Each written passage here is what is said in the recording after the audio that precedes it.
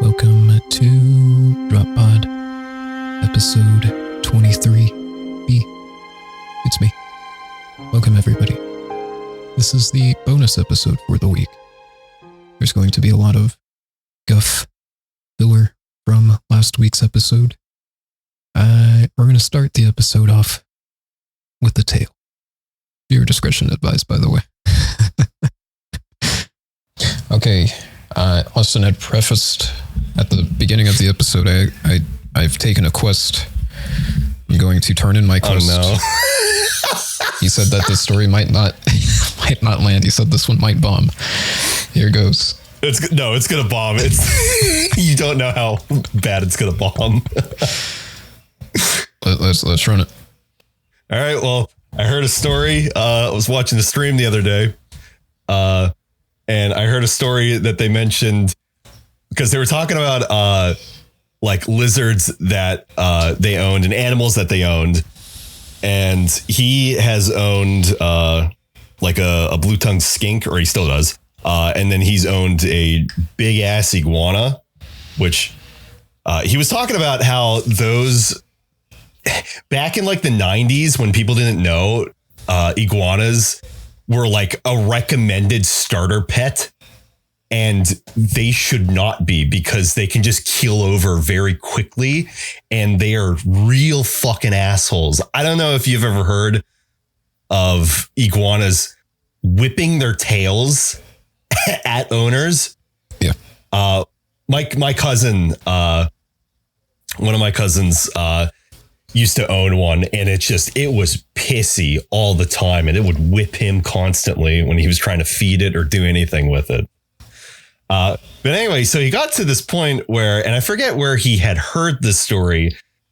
This is the part where I say viewer content warning, where he's talking about this one guy and his friends like owned an iguana or something, and they felt it. They like touched it, and the one said, it feels cold. Like, so you have to warm it back up. So, oh no. Do you see where this is going immediately? Yep. So they put him in the oven. Yep. To warm him up. You can't write this shit, and dude. Quote, we roasted his ass. No. And that's the whole story. I like many such cases. I like how I could just call that out from a distance. Like, yeah, I see where that one's going. Come on, bro. Come on.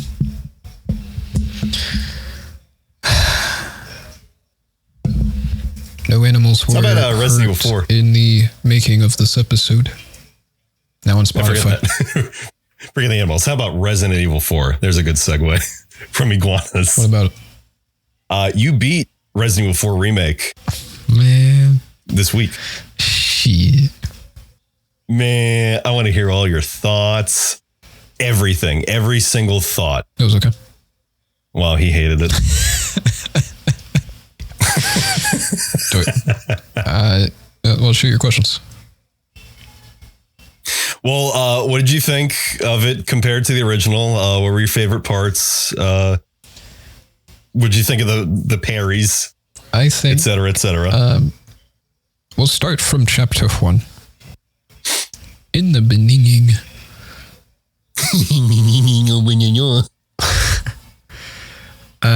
I thought the pacing of Resident Evil 4 Remake, I will refer to it as Remake as such going forward in this segment. Yes. Yes. And Resident Evil 4 will be referred to as Resident Evil 4. Thank you. At the beginning of the game, I thought it paced itself really well. I think the moodiness of you arriving at like crack of dawn-ish in the car ride was pretty good. I liked the storytelling of Leon's escapades from Resident Evil 2. I thought that it was nice that they put, the cutscenes from that game into this game. I was like, yeah, that was good. The one thing I want to say with that opening, though, for those who don't know, so Leon walks up a forest path and he arrives at like a little cabin. In the remake, is a lot bigger. It's like a whole ass big house. But what is it with the past few Resident Evil games that they just default to? And then the protagonist in the beginning goes into a house and then goes in the basement. And there's a thing in the basement. That's not. You saw that with RE7. That's not fair. With RE8, kind of. In the remake You're not being for fair. RE4. I am being fair. I'm just noticing it. I was like, why does he have to go to the basement? Because he didn't do that in the original. You just walked in this dude's house and it was a tiny house that does not have a bed. I'll give you this. In every game so far, they've introduced a monster and or creature and or zombie. RE2 remake. And you are instantly expected to deal with that threat. I just think it's kind of silly that they like give you the typical jump scare. Like this monster is absolutely going to pop out at you, and then it does, and it's like, all right, oh. Saw that one literally when I walked in to this basement, or this establishment. I could already tell. Well, what I like from the remake to the original, in the original, it's just a dude picks up an axe and then, tries to kill you. In the remake, he does the same thing, but he gets cutscened. You then go to the basement, and then he comes back, but his neck was broken in the cutscene. He comes back, and you see, like the parasites basically, like already. So you know something is completely off. And then that's also to throw off the people who play the original, because it's like, okay, so he died in the cutscene. Yeah, that's, sure. But then you're seeing the parasite early, which is interesting. I think they were faithful to the game in terms of its identity. I guess you could say, like I want to say the finishers. So I'm going to term that the close quarters moves that you can do, that you can still do those. I think it's just the melee attacks. I think the weapons are still respectable, commendable even. Like the Red 9, that's just a classic. I never used it because I always use the Punisher every single time I play this, because that is the 5.7. That is my favorite handgun. If you follow the channel, you're not using the Blacktail. I think the sounds are very good. I really like Ashley in this go around. Which he's more of a character than somebody that you just put, in the back of the room. I thought she was pretty neat, especially like when she's like tailing you and you shoot a guy and then she like does the little fist bump, like, oh, he did it. Oh my God. Yeah. I always thought that was What did you think? What did you think with you're not able to make her just stay in one location? Like she has to be following you at all times in the remake. I think that's fine, because I think a big frustration point for people that never finished the game, I'll just throw that out there, I'll be 100, or maybe they got through it, it's just that they complained about this one singular mechanic all the time, which I have maintained ever since I've been on this platform. Like, if you can't micromanage Ashley, that's just more of a you problem there, bud. Because the original, you can tell her to wait. She'll stay in one spot, and then you can physically push her into a corner if you really want to. I think it solves that problem for those sort of people that just don't have the patience for micromanage. That's fine. And I do like that she's more dynamic about what she is doing, unless she like stands in one area and then gets, carted off by somebody. I never understood that. It's like, yeah, you're supposed to be keeping an eye on her, but it's like you're standing there, like you're waiting for this to happen to you. I wish it was like more, when you tell her to leave, I expect you to get away. Go. Yeah. She does run around if you tell her to, get back. So she's trying to like dodge and weave. Until then, she just sits on the ground, cowering. Well, it seems like that most of the time, where she'll get to run in, she'll get to step in, and then all of a sudden she's in a corner, and it's like, okay, well, you see these three individuals that are running at you. What do you do, stranger? I'm going to sit there. I'm going to wait until they pick me up. Merchant, pretty charming. I really enjoy that they've given him a little bit more. I don't know if I'm really feeling the. I don't really understand the merchant. Like he's such a pivotal like role in the game because that's how you like it, that's your progression basically. But I just don't really get the merchant. Why is he even there? Even to this day, I'm just like, dude, what are you doing there? I didn't like it when it returned in Resident Evil 5 because it's just like you're meant to be. You're paramilitary. Like you should have equipment. You should have kit. Like you should be. No, you go in with a handgun. You should be optimized for what you're doing. You go in with a handgun unless you're playing at least RE4 on easy mode. Then you just get the shotgun from the village at the start. I think they did some cool stuff with the puzzles this time around. They made some of them less intuitive. I guess that kind of helps for a lot of people. Aside from the one that kind of required you to run around and look for the symbols or the sigils that were around the area, I thought that one was like, oh, that one's neat. But with the wall relief sort of thing. Yeah. What did you think of the island like power puzzle? It didn't seem like you struggled that much when I saw you were streaming it on Discord, but I fucking hated those puzzles. I think those are even worse than the slide puzzles in the original game, because at least with the slide puzzle, you just go in a circle with it and it's like super easy to solve, which are like a lot of the puzzles in the OG RE4. It's just, you just do things in a sequential order and it solves itself. Like it's almost like a developer solving just thing for it. Like there's one puzzle in the original where you have to line up a series of paintings and you have to have 6 people displayed in all the paintings. And so what you do is you just hit, there's 4 paintings. So you just hit 1, 2, 3, 4 for each of the paintings, and then it solves itself. Remind me, what puzzle are you referring to on the island? The one where you have to, it's on like green monitors and you have to turn, the power puzzles on the island. I thought you said tower. I was like, what? No, power. Yeah. The one at the end was kicking my ass for a bit until I realized like, oh, and then from there it's like, all right, whatever.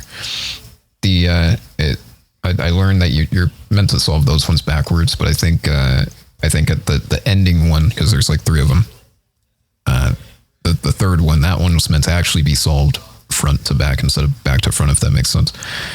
But I've been basically taught that, well, if you do it backwards, it'll actually work itself out. But yeah, I think they solved a lot of like especially for this like generation of gamers that don't really do the whole puzzle thing, aside from when you get to the power ones. Good luck to you, Sailor. At least most of them are, well, actually, no, I think all of them are optional for the most part. Yeah.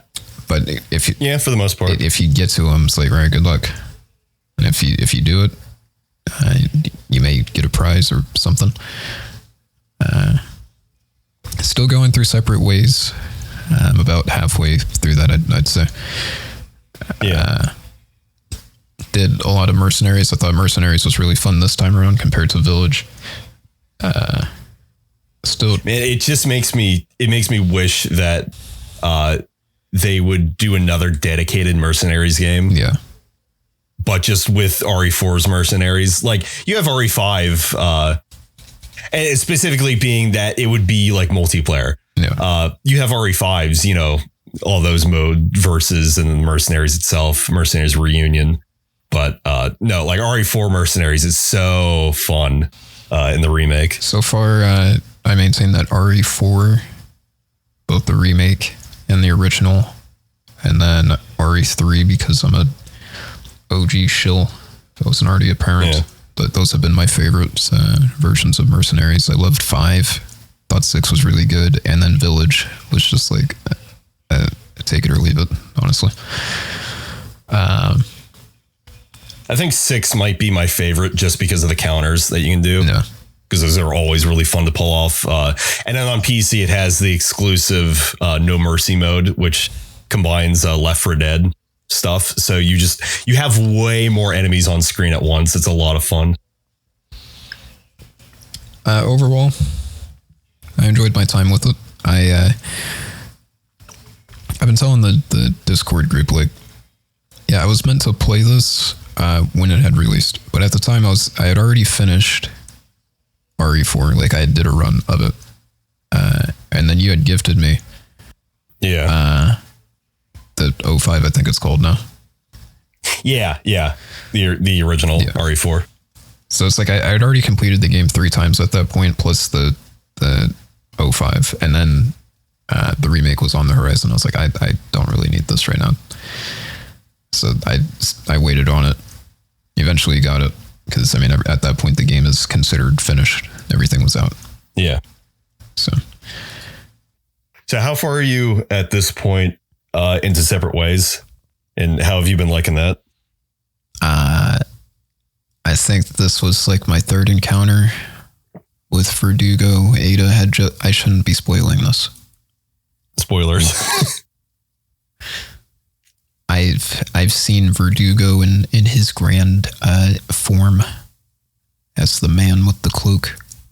Ada had just she got the ick, and then Luis was like, "Yeah, I can solve the ick if you just give me some time, but I need you to go find. I need you to go find the things the MacGuffins that I need in order to cure the ick." And then he does that, and then he's like, "Okay, listen."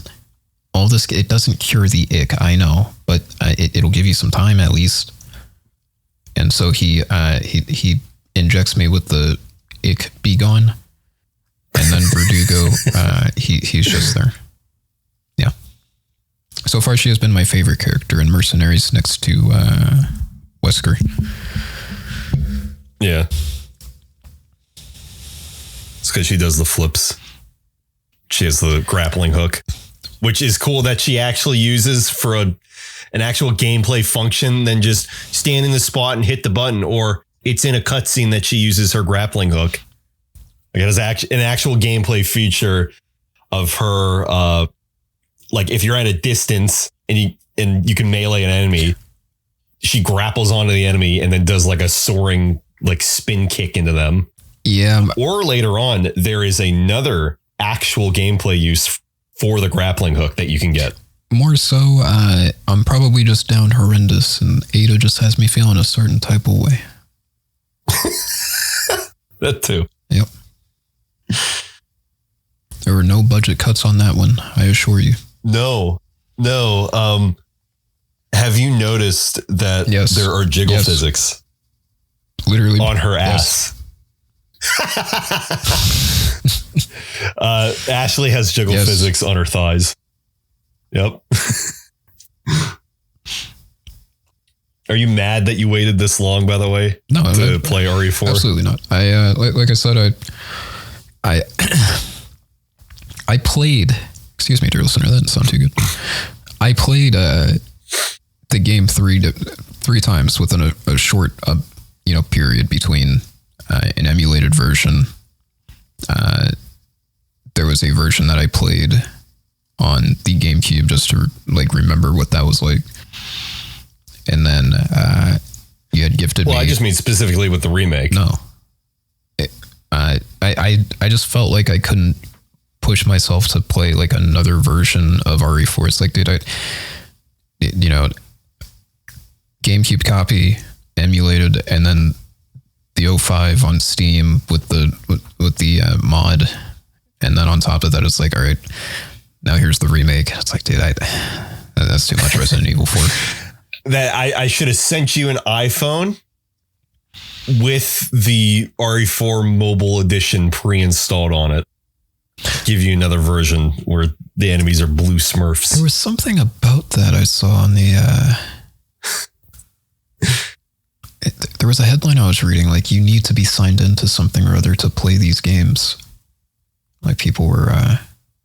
It was RE4, but like not not that edition. It was like actual RE4, like the current RE4 that you can stream from your phone. And it's like you have to be signed into something or other, and people were okay. People were no, I hadn't seen that. Kicking back on it. I would have to pull that up, but it just sounded like a bunch of crying and wailing. It's like, dude, we're in the future now. You can just stream games from your phone. Like, yeah, if they're asking you to sign in, that would make sense. That you think that just like gets teleported to your phone? I don't. Yes. I don't have enough info. I thought I just install 100+ gigabyte game on my phone. Yeah, no. So I don't have enough information. It could just be all crying, like, oh, I bought this game. I want to play it. Well, no, you're streaming it. Like, yeah, sign in. Yeah, I'm not displeased with what I did. And it's like, I love RE4, but it's not like my go. Like, if you told me like, oh, let's go play Resident Evil right now, which one would you want to play? Like, I would instantly say RE2 or the remake, because not many people talk about the OGs. Right now, I'm currently playing through Zero, because I've been talking about for a while. Like, I want to go through the series chronologically on the channel. I might redo my RE3 and RE2 remakes playthroughs that I already did. It's my... Hello? Huh. You can't hear that, right? Maybe you can.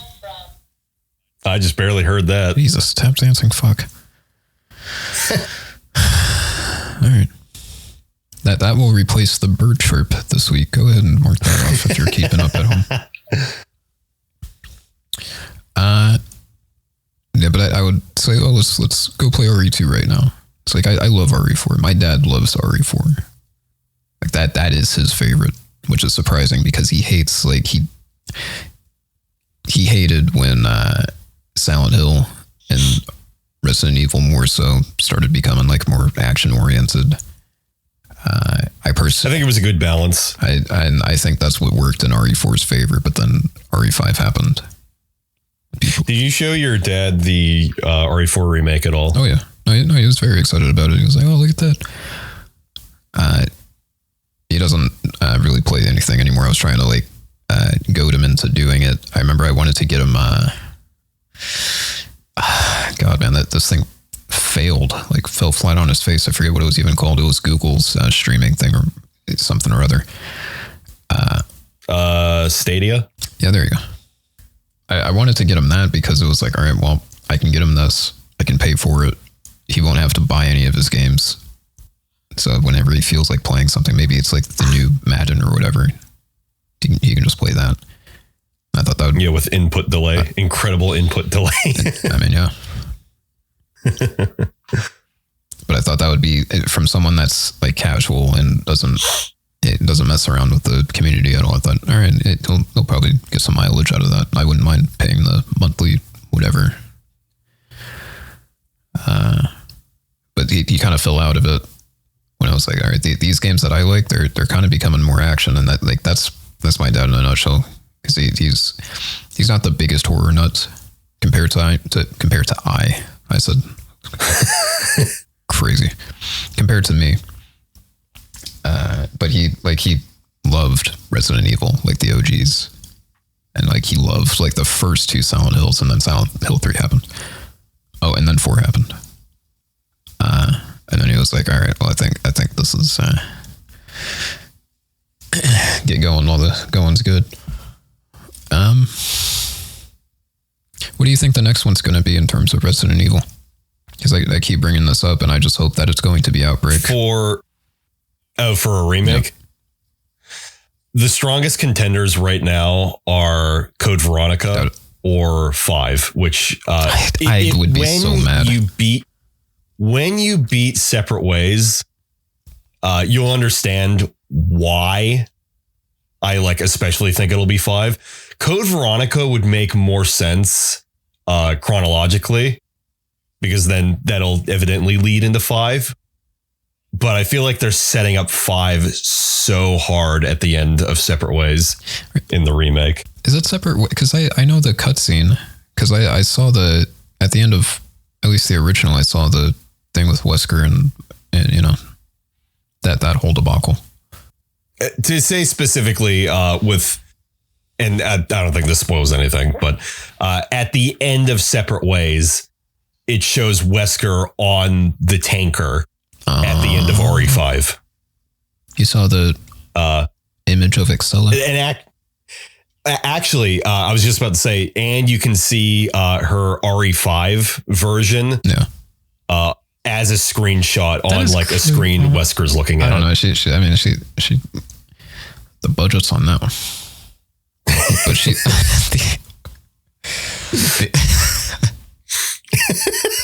Yes. I'm surprised they used the RE5 version, but I was going to say, it's like, well, I mean, it's a good render. So it's like, yeah, I guess you can still get some mileage out of it. I think it was the RE5 version, the OG one. It's been a while since I've seen it. I've only gone through Separate Ways once in the remake so far. I haven't done my professional run with that yet. And for the main game in the remake, I think I've been through it,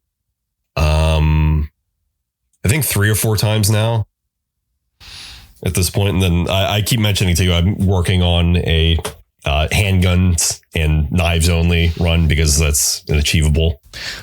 But as of right now, I have 196.7 hours in RE4. I'm rerunning released the game currently on top of Separate Ways on professional. Just want to see how fast I can get through it. Because you need to beat the game in under, 5 hours and 30 minutes? Something like that. I still remember it's like 5 or 6 hours. A lot of like the routes to take from the original. And I think it does kind of translate and correlate pretty well into the remake. So it's like, oh yeah, I remember this. Oh yeah, I can just skip by these guys. Yeah, no, these guys don't matter. Yeah. I don't like playing games like that, by the way. Don't get me fucked up. No, I mean, neither do I. I know you were surprised when I said that, like, I got all the achievements in RE2 Remake, which involves beating the game in like an hour and a half, I think. You got to do what you got to do. I got to a point, and I still kind of wish I had streamed it through getting all the achievements, but going through it and even doing those runs and like learning the routing and everything, like I would do them in, one attempt. For all the runs I did, even like the like you don't use any healing items throughout the entire run, which is like fuck the hell in RE4 Remake. Like there is no way they don't want you to just use assisted difficulty to get that achievable. Like that is a long game. How long was your playthrough of the remake? What'd you clock in at? I should have took a picture. I guess I can go on the leaderboard now. It was somewhere in the tens. Okay, because, and granted, I was streaming. The stream playthrough was like 60 hours. My game time was 38 hours. I thought I took too long. The game basically told me you ain't shit. Well, a normal or at least years ago at this point, run of RE4 would take me maybe about like 14 hours. Now with the annual streams that I do, and I go in depth on a bunch of facts and details, they take me about 20 some hours at this point. Like, and I play games at I'd say a normal pace. Like, yeah, I blast through some sections where I'll find a way that's like optimal for me to like do something. But then I got to the end, and then it showed me like the screen, and I was like, really? It took me that long? I think they don't account for like some screens or cutscenes or sections. I'm not sure. I wouldn't be surprised. For the record, people who do not know how I play games or watch my streams often, I play games sinfully slowly because I like to absorb and take everything in. So a lot of the remake, I'm being very cautious because I'm like, I've played the original RE4 like 20 plus times, I think, at this point. And like, I know where everything is. I know how the game plays. So like, I'm not having that too much of I'm not struggling or anything. My first playthrough wasn't so much of a struggle. Like I died, but it wasn't, that bad. But it's just like, I know where everything is for the most part, unless they change things up. I know how it goes. but just even then, just I like to take things, very slowly, soak up the atmosphere. And then plus I'm talking with chat, just hanging out. That's why I say like the overall stream playthrough was about 60 hours. The game said I took 38 hours. What do you like to have in the morning? I like to have cereal with a side of drop pod. A topic aside from the iguana. No, that was it. Real talk.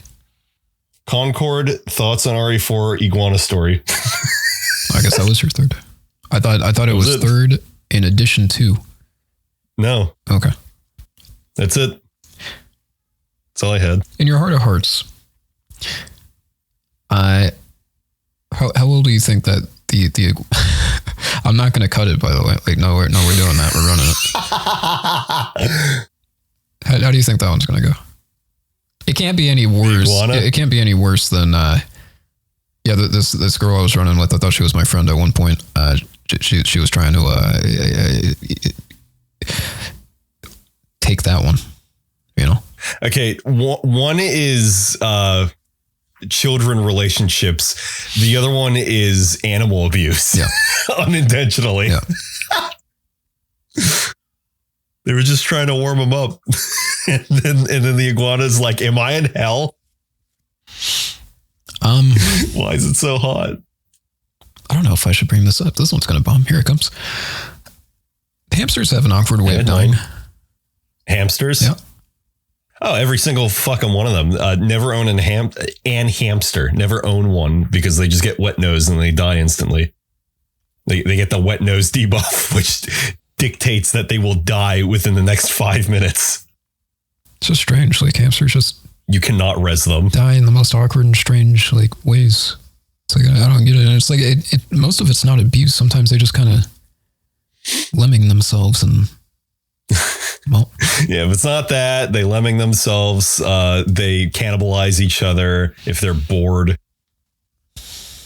And I don't think I could do the hamster. I could do a rat, but the thing about a rat, it's like they don't live too long, chum. No, they live 2 years, and that's the sad part. The rats are they're very cute. They're very sociable. They're very clean. They're very, very clean. Most people don't know that. Well, I mean. Domesticated I think more ones. people nowadays know that at least. Because I think rats are becoming more popularized as pets. I would hope so. I think they're misunderstood critters. And you got when they're happy and excited, their eyes kind of bulge out of their head. Yeah. They chitter their teeth. Oh, God. I'll take 20. I don't care. They smell, though. Yeah. Just be prepared for a smell. They don't smell as bad as ferrets. Yeah. I had a neighbor in Florida back when I used to live down there. Florida, man. This was probably, oh God, I am an old man now. And that was, oh, we're getting up there. I want to say 21, 22 years ago. Maybe around there, maybe 21. There. Oh, God. Hell yeah, 27 years old. Let's fucking go. We live in an apartment complex and we had neighbors who owned ferrets that were kind of all over the house. And just every time you walked in, they opened the door. Oh my God, just the immediate ferret smell. Ferrets fucking smell. Ferret smell. Quote me on that. Ferret smell. Just as you can quote me along with when everybody is dead, I will also be dead. I wanted to bring this up during the Concord segment and I forgot to. I'm going to bring it up right now. We will not talk about this. Unbelievable. Austin. Okay. But what about? All right. Going on Twitter. That's already bad. Saw somebody complaining about Destiny. Scrolled down. See what the nonsense was. I got 1,000 people queuing for the PvP right now. I got 1,000 at its peak. In Destiny? Is that good or bad given the game right now? Absolute insanity. Because 1,000 players, that means the people that live and breathe Destiny 2 multiplayer. I think a lot of people are just kind of like, yeah, I got my fill. And if it's not the PvP, then it's just like, all right, well, how many more attempts of the same raid can I stand with nothing new happening?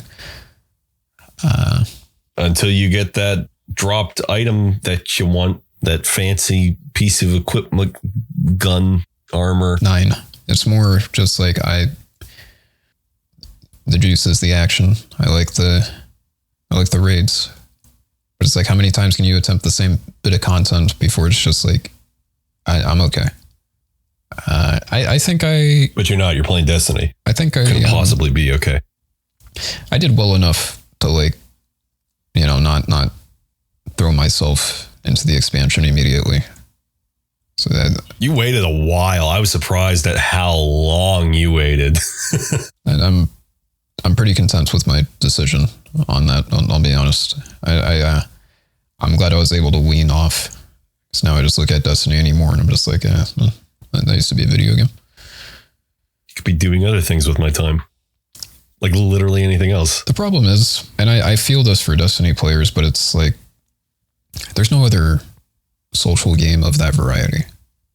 MMO based. There's no other game with that feel. And that's like that's the moment to moment conversation every time this gets brought up. It's like, well, where else would I go?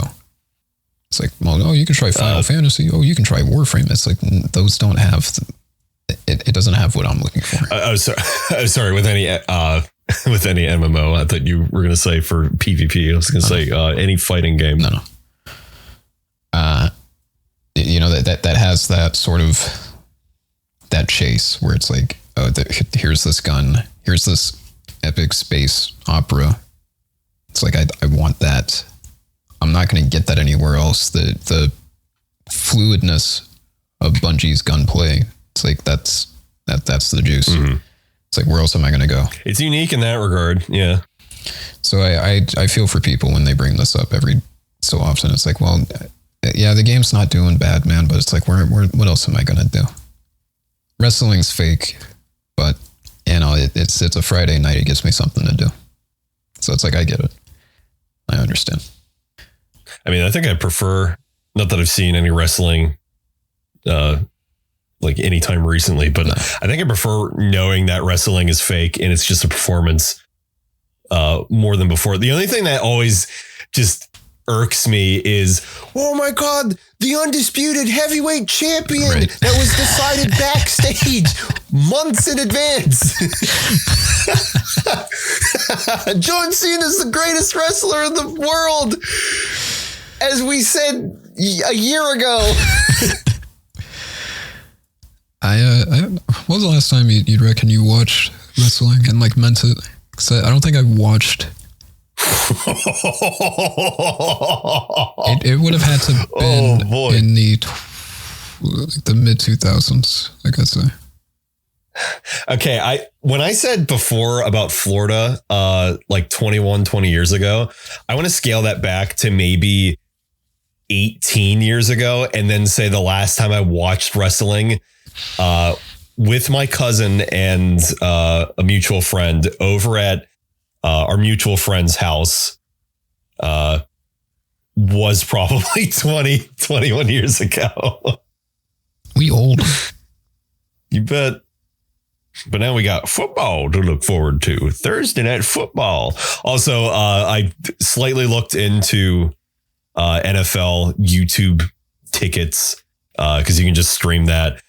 And I just saw I saw an ad for it and I was like, okay, let me see if anybody mentions what the price is. And then I saw a couple of people say it's like $500 a year to get your, like, all the games or the Sunday games. I forget which one. $500 a year? Yeah, it's like, and then somebody was saying, oh no, I'm just going to, yes. And then somebody else saying that, yeah, I'm just going to find another site that I can just watch it from. I sold. And like, I know they're out there, but it's just, I wouldn't know where to look for football. Free football. Is this the inflation? Besides from the Thursday night ones on, is that what this is? Twitch Prime. What's that? 500 big ones? for an entire year? Apparently, I saw at least 1 to 2 people say it was $500 a year. I used to sell DirecTV for YouTube streaming, and DirecTV came with like the NFL Sunday ticket. Like that was like the DirecTV's like big selling point. And anytime you sign up, you just got that. And it's like, yeah, okay, your promotional thing ends. Also, fun fact about a salesman. We will never tell you about the promotional. That is not our problem. You have to ask about it. Oh, even if you ask, you go, that's a good question. Anyway, and then carry on. Okay, so the thing is, we'll tell you up front, this is how much you can be paying for your cable bill. God bless you if you're still paying for cable. But we're going to tell you up front, like, this is what you could be paying for our promotional offer.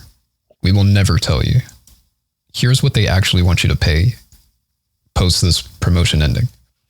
There's a reason for that. Which is like $100, $200 additionally. Yes, there's a reason for that. It's like signing up for phone companies. It's so you can actually go to the competitor. Fun fact. So your promotion with us ends, and we don't want to play ball with you because you've only been with us for a year. I say us metaphorically. So yes. I was just the salesman. I'm not a part. Listen, you call the hotline or whatever, and you start playing ball with them. We don't buck. So you're like, all right, I'm going to take my business elsewhere. I'm also going to call the Better Business Bureau on you. You guys are going to get sued. None of that ever happens. What you do instead is you start looking at the competitor, and the competitor has their promotional price.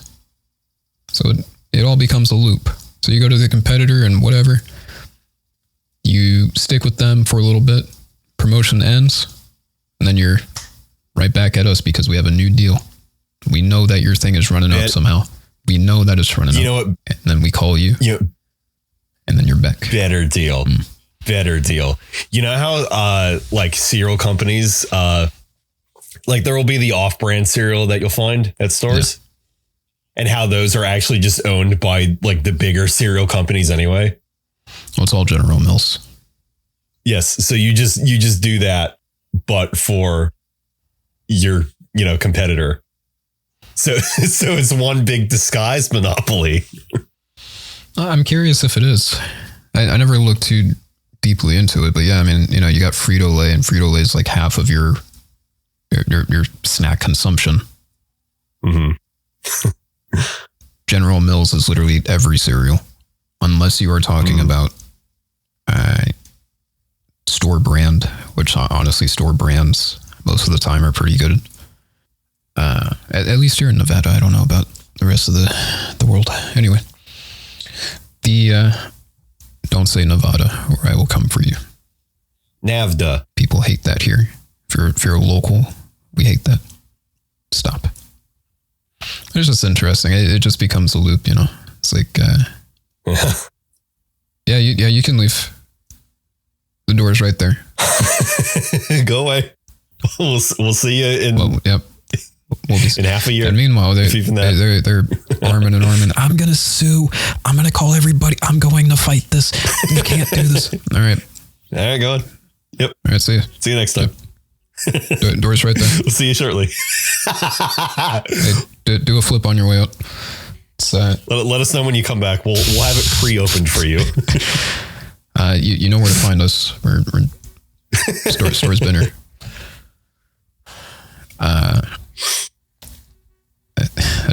It gets so seedy. It's like we want you to do that. We know you will do that. It's a business practice as old as time. It's like it's so weird. Go on. But then you come back. You come back, and you get a good deal that was better than the last one. It's just weird. But then they hike the price again after a year. It's really weird. And you just do the same shit. Because most of the time, you'll take the bullet. And we'll go, all right, well, it's only $300 extra a month.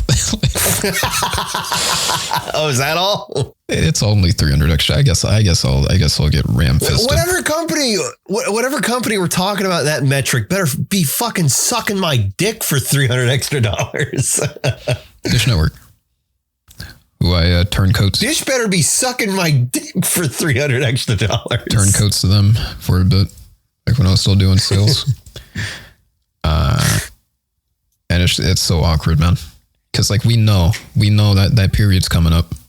NFL season, you better believe we're coming for you, because every company has their own version of like their Sunday ticket, whatever. Sorry, folks that listen across the pond or wherever you happen to be that isn't the US.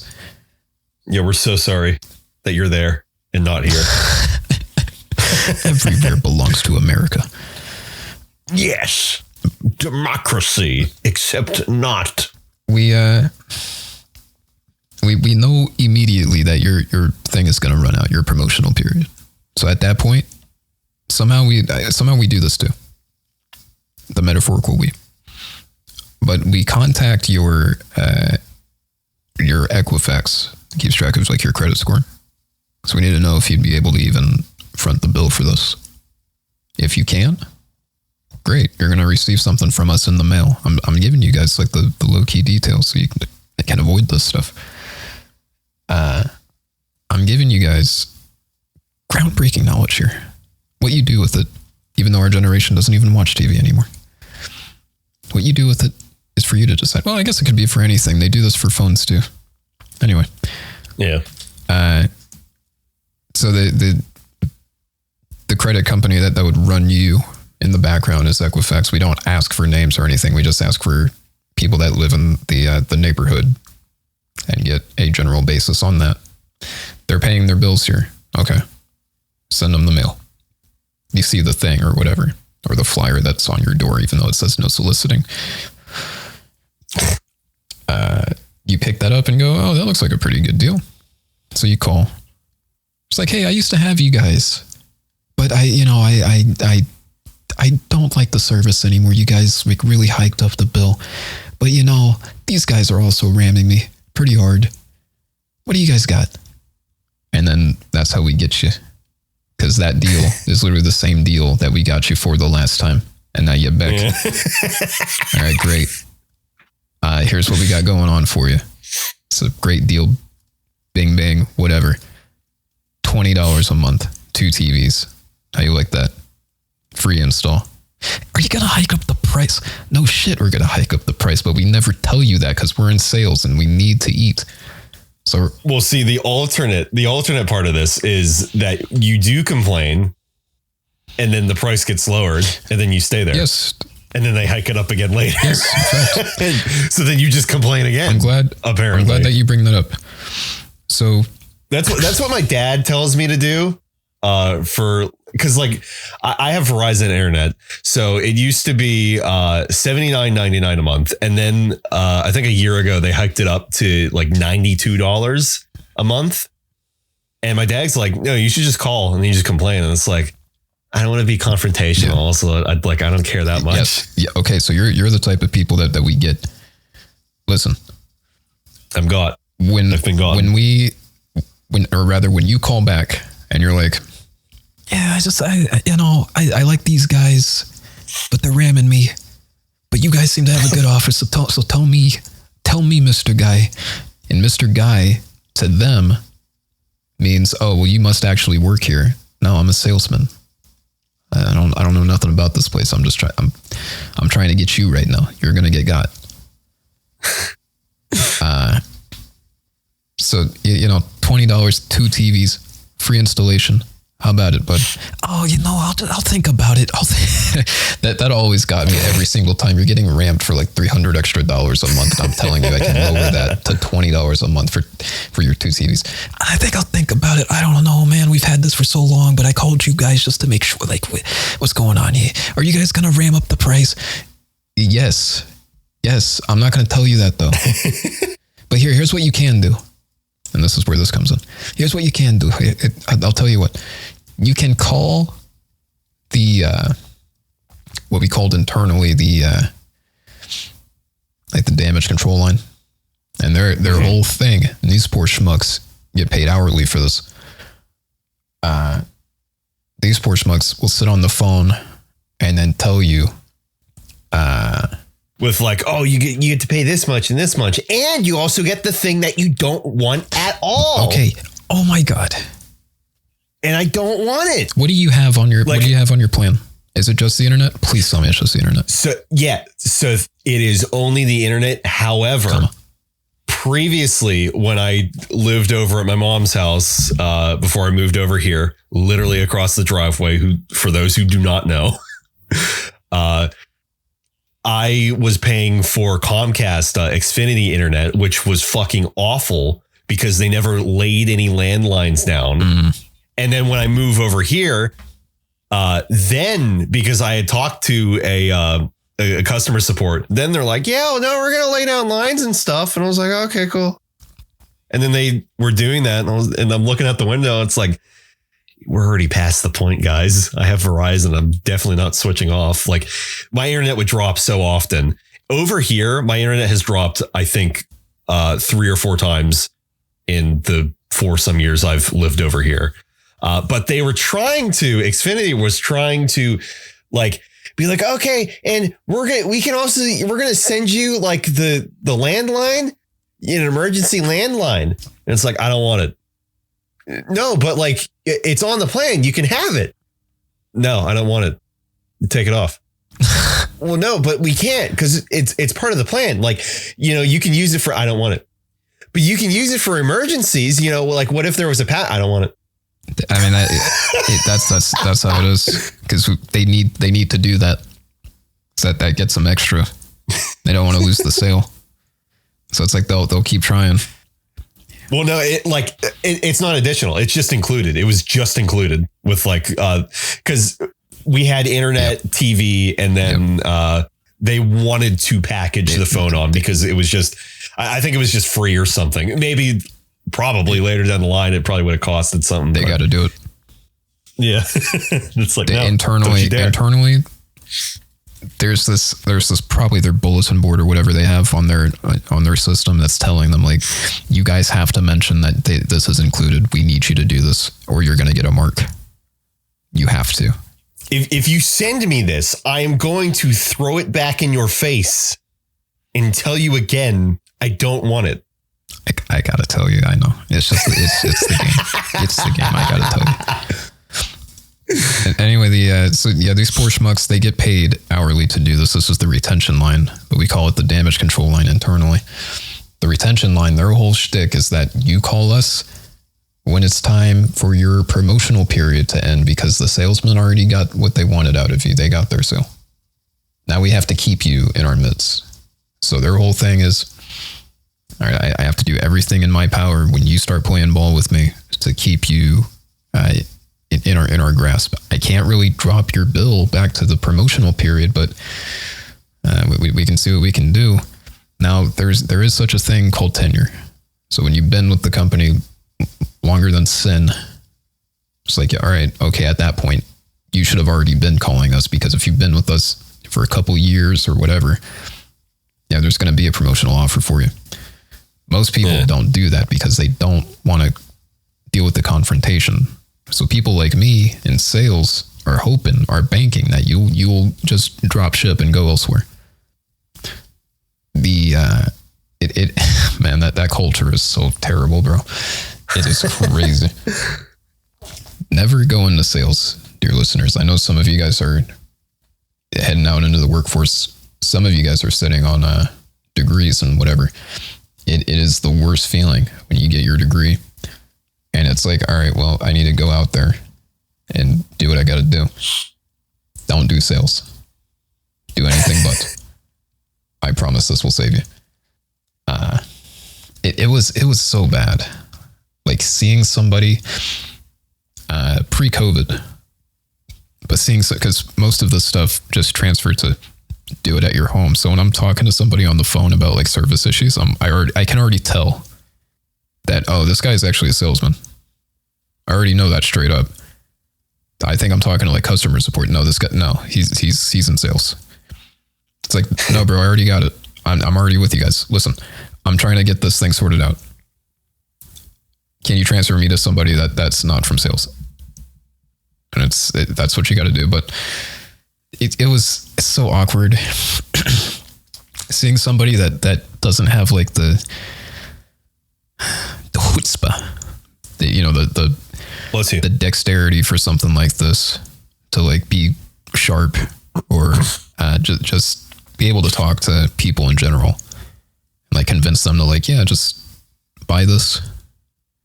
So you could tell who was eating and who wasn't eating. And it was like the worst thing, especially at DirecTV. It would be my poor fucking job every day to like write out the sales numbers. And our staff at the time was like 10 people. So I'd have to write a list of 10 people's names of like new hires and whatever. And then here's how we did the previous day. And it's like, all right, I have to write a big fat 0 right here. Everybody's going to look at that. And we know by glance, like your pay's not going to look too well, but that is a crazy thing to think about. Never accept a position like that. Ever. Those positions that are dictated by your performance is the worst shit. Yeah. Be glad if you have a business, stick to it. If you're going into the workforce right now, the only bit of advice I can give you is make sure you understand what you are applying for. That's going to save you a lot of trouble in the long run. I'm fortunate enough in the positions that I've worked, because a lot of these places, they're very dubious about like what you are. They can't just flat out say like you're a salesman, because people don't want to hear that you're being sold to. That's just the nature of what it is. So they give you these. It's like being in a pyramid scheme. Literally.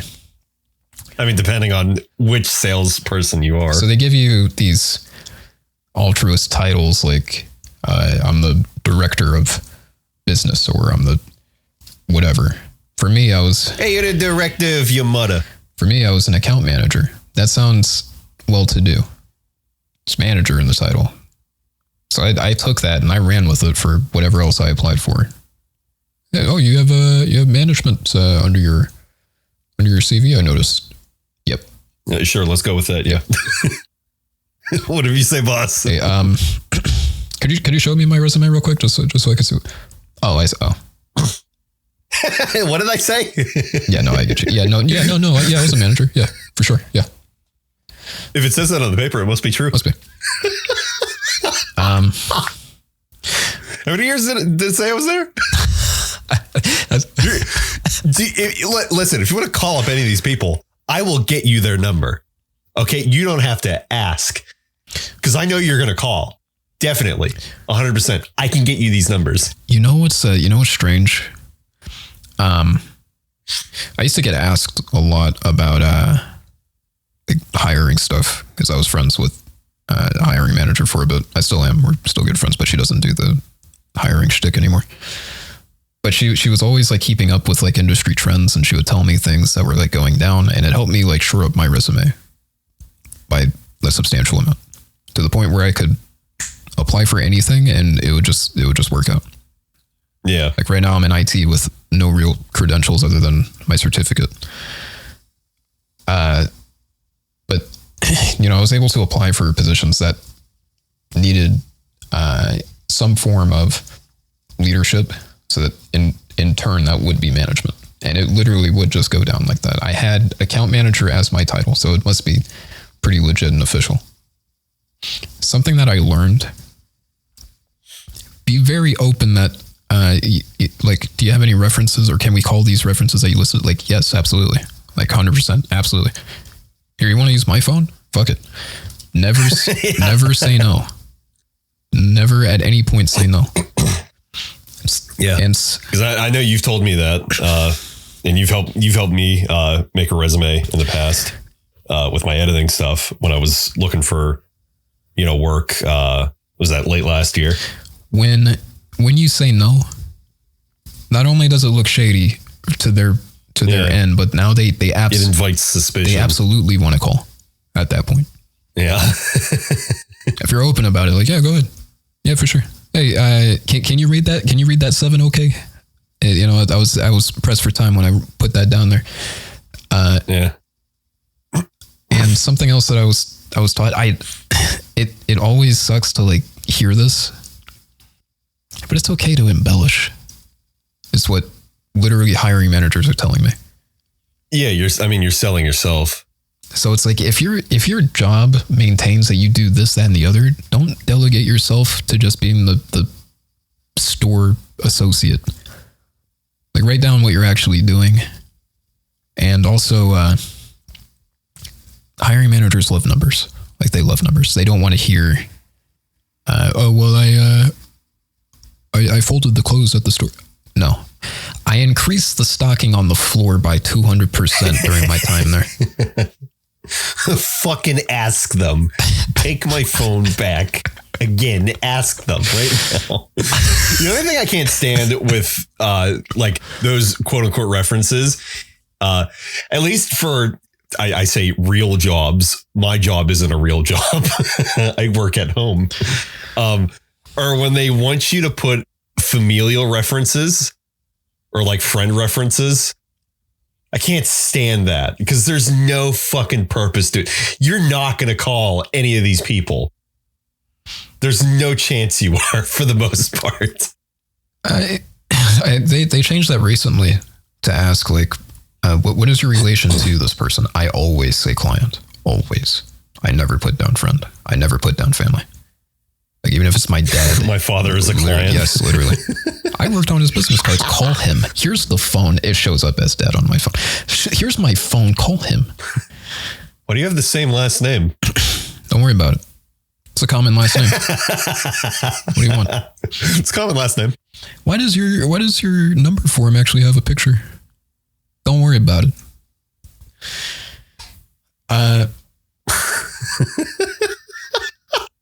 Yeah, so make sure that you put numbers down.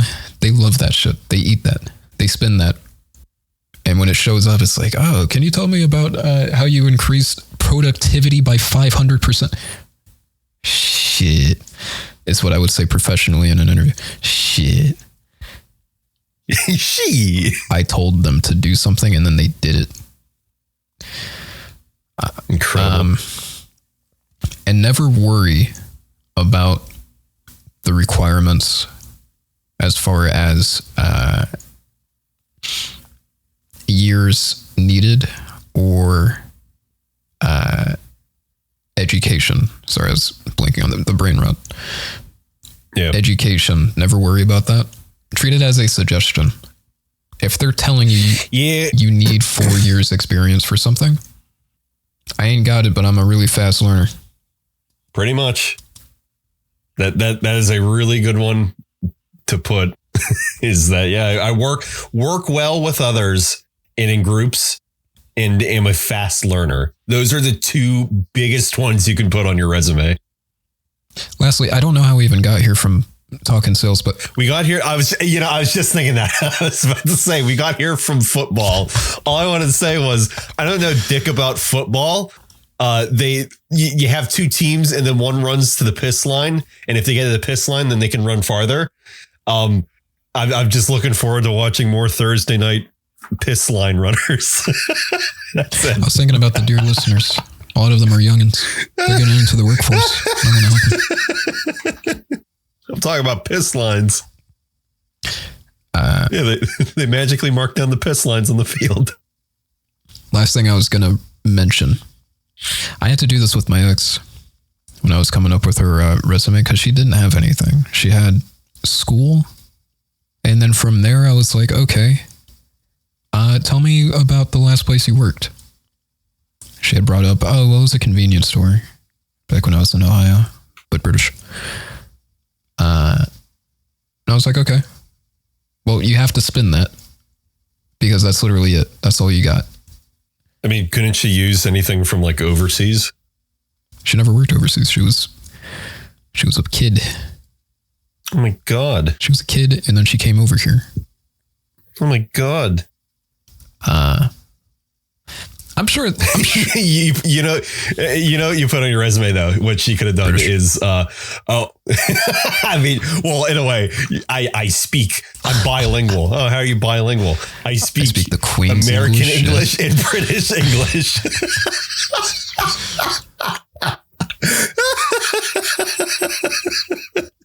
God, she was a trip. I really wanted to introduce you guys to her. Just how like polar opposite she was to me.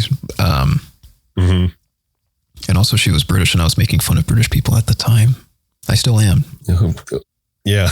Nothing has changed. Same shit, different day. Head over to Spotify where you can now find episodes of Drop Pod. Soon, iTunes as well, because apparently they have this thing where you can just send it to iTunes. People still listen on iTunes? I don't fucking know. I feel like most people just use Spotify. I don't know. Is iTunes still like a really, really big thing? I don't know. It can be big. Just is it really, really big? Is Kick really big? Catch us on your Zune devices, ladies and gentlemen, everybody else in between. I would. Catch us on Zune. That was a Microsoft show at one point, yeah. I looked at Zunes. They're basically iPods, for those who don't know. I looked at Zune and I just didn't get it. I was like, what is different than an iPod? How is this different? It wasn't. That was the good thing about it. I couldn't. Zune was. I couldn't afford an iTunes or an iPod Touch. I can't afford iTunes. Well, chum. Well, friends. You guys got 2 hours out of us, and there's not even like the bonus episode is literally just going to be this. Like, what do you guys want? Tell us in the comments below. Unless you're on Spotify. Make sure you're commenting. Hey, leave comments. You guys leave some really nice comments, but you guys do it outside of the official channel, and then you guys just message me. I'm glad that I have that sort of community. Comment on people will want to hear your stories. Unless you're shy about it, which I can understand. When I shared the story about my ex, my ex on that video, sure. If you only listen to this on Spotify, you probably don't know what video I'm referring to, because I'm not going to. Good luck. But when I, what episode was that? 18? Episode titled Echoes. I think it was 18. Whatever episode was titled Echoes. When I talked about the relationship that I had with M, some of you guys had some really nice stories, and I would like to engage with those, but I can understand if you guys would be shy about that. There's nice viewer questions that I also want to go through, but you guys pose them to me in DMs or flat out say it in the Discord, which, I can, sure. Comment down below. Leave some comments. Leave some goddamn comments. Don't forget to like. Now it seems like. Don't forget to it like seems the like video. We're ghostwriting. And the Spotify. We don't. This is all off the top of the dome. You guys don't appreciate this. Okay. I mean, except for the Iguana Story. Except for the Iguana. No, that was premeditated, and he came out here with a mission saying, "I know this is going to bomb, but let's do it." I don't think it's going to. I mean, I added more to it. Originally, it was just Iguana Story. I just didn't like that. I knew what was going to happen. Like that. I'm like, yeah. Many such cases. Anyway, yeah, you guys got the bonus episode. Okay, now that we've this is the bonus episode. Austin's not really going to know that. Well, now he is, because I'm telling him as such. Well, but it's only 2 hours. What? Come on, it's not even the longest episode we've done. What is the longest episode? It was season 2, something or other. Yeah, one of those. Right. Eventually, I'm going to do bonus episodes now that I finally figured out the Spotify situation. I am not going to. That would be stupid. One, and I'm not like that. Two, but at some point I will do actual bonus episodes. Don't hold me to it. That's just something like, okay, I feel like I should be addressing some viewer comments that we got on this episode. So I'll do a bonus episode purely dedicated to those. Drop Pod is we shoot the shit.